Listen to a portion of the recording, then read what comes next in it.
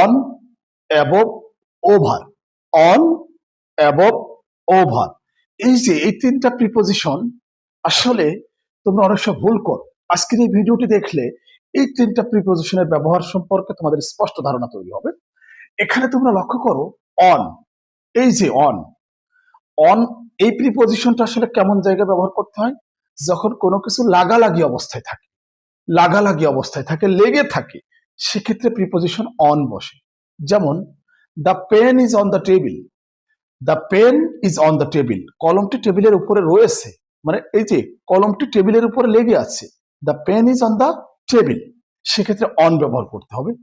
এখন অ্যাবভটা কোথায় ব্যবহার করব? অ্যাবভ, দেখো অ্যাবভটা হচ্ছে ঝুলন্ত অবস্থায় যখন কোনো কিছু থাকবে, ঝুলন্ত অবস্থায় থাকবে।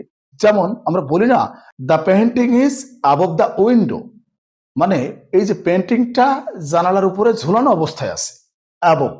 অ্যাবভ মানে কোনো কিছু ঝুলানো অবস্থায় থাকবে।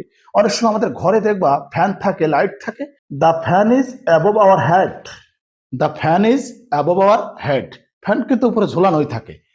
তাহলে ওভার কোথায় বসবে? ওভার, লক্ষ্য করো, যখন এটা উপরে থাকবে কিন্তু চলমান, উপরে থাকবে চলমান, উদাহরণ দিলে বুঝতে পারবে। দেখো লক্ষ্য করো, the plane is over our head, the plane is over our head.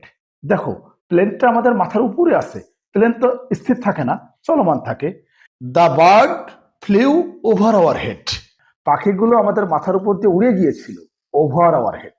তো আজকের এই ভিডিওতে যেটা শিখছে সেটা হচ্ছে এই অন। অন মানে কি? কোনো কিছু লাগালাগি অবস্থায় থাকবে। অ্যাবভ মানে ঝুলন্ত অবস্থায় থাকবে।